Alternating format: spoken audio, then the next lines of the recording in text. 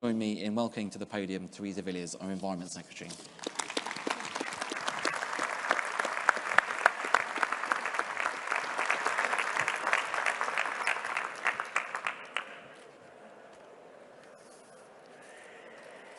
It's great to be back on the conference platform once again. Now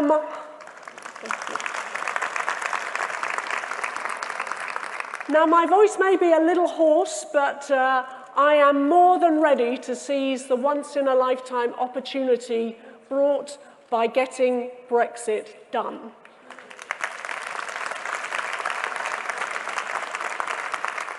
Now, ladies and gentlemen, this is an opportunity that no Environment Secretary has had for decades. For over 40 years, the vast majority of the work of DEFRA and its predecessors involved rubber stamping and implementing decisions made in Brussels. Well, all of that is going to change.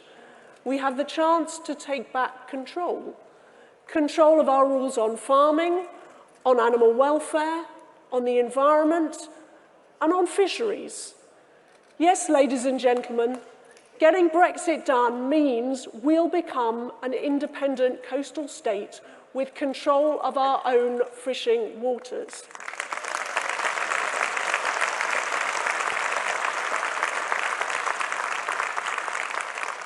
And I, for one, am determined that will mean a better deal for our fishing communities. They felt that their interests were sacrificed in the negotiations to join the EU in the 70s. They've had a raw deal from the CFP ever since, and this Conservative government must put that right, ladies and gentlemen.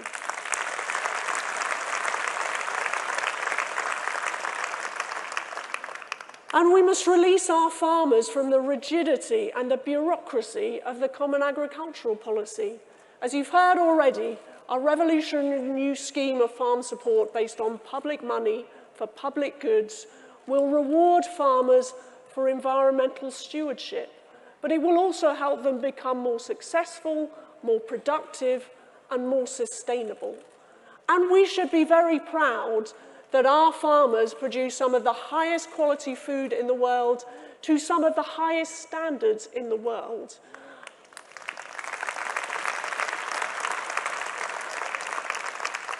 And I can assure you, we will not water down those standards in future trade negotiations. Instead, as you've heard, we're raising standards of animal welfare. I'm proud to announce that we're bringing proposals forward for consideration on banning the imports of objects from endangered species killed by trophy hunters.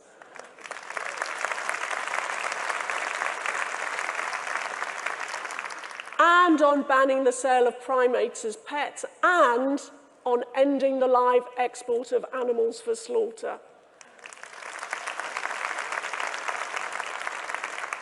A Conservative government tried to stop live exports back in the 80s, but the ECJ wouldn't let us. I've campaigned against this trade for 20 years. It's a source of grave public concern, and getting Brexit done means we'll finally have the opportunity to bring it to an end once and for all.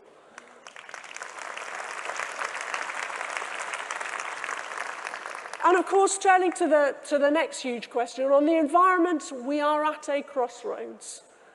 We'll simply have no chance of averting catastrophic climate change if we don't reverse the deeply worrying decline of wildlife habitats and nature. Conservation and biodiversity and addressing the climate crisis, they're two sides of the same coin. Both are crucial for humanity's future stability, prosperity, and quality of life. And we need to act now to reverse the tragic loss of biodiversity at home and around the world. This was the powerful message our Prime Minister gave at the G7. And at the UN last week, as you've heard, he made a historic commitment to double our funding to £11.6 billion to help developing countries protect nature and climate. And this is going to safeguard vast areas of wildlife habitats and conserve them for future generations. And our domestic commitment to nature recovery will be driven by our hugely ambitious 25-year environment plan. And the landmark environment bill I'll present to Parliament will push that work forward, including the creation of a powerful new independent environmental watchdog. And we're pushing the water companies to do more to combat pollution so our rivers and waterways are cleaner. We've set ourselves demanding targets for cleaning up air quality so children growing up today can live longer and healthier lives. And this week we've pledged up to $1 billion more to reduce harmful emissions from transport to tackle that air quality challenge. And we're delivering major programs of tree planting, a vital component of becoming the net zero economy we've talked about in this debate today. I am delighted to announce that we'll press ahead with creating extensive new forests in Northumberland, following on from our pioneering work on the Northern Forest.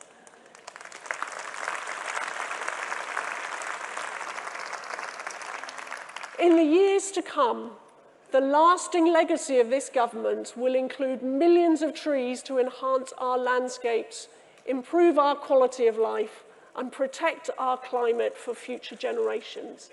And we are resolute in our determination to tackle plastics pollution. Who could fail? Thank you. I mean, who could fail to be moved by what we've seen on our TV screens of pictures of birds and mammals choked by plastic, literally choked. And we will not stand by and let the tragedy of plastics pollution in our oceans continue. We've introduced world-leading measures on microbeads, and our plastic bag charge has seen bag use plummet by 90% since it was introduced. And working with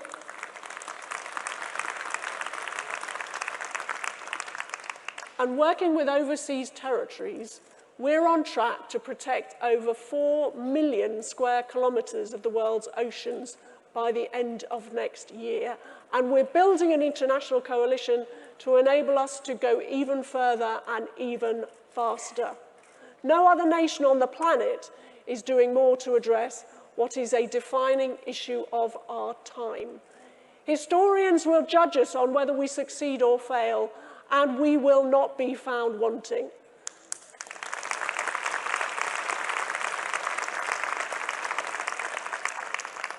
So in conclusion, the Conservative Party has a long and distinguished tradition of leading on the conservation of our natural environment.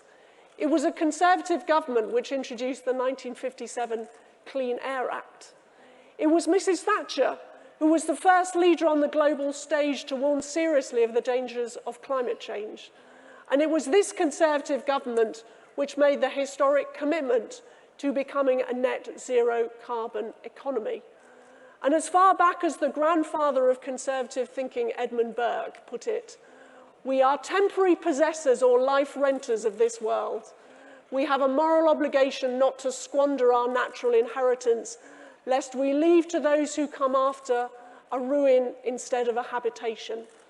Well, we all know that children and young people across this nation are demanding change, and we are determined to live up to the challenge they are setting us.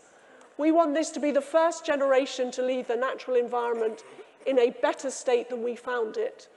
This wonderful country led the Industrial Revolution from great cities like the one we've met in today. Now, at this crossroads for the future of our planet, we can lead once again in a new green economic revolution. And we can, in so doing, we can put our country on track to a brighter, greener, better future. Thank you for taking the time to listen to me today.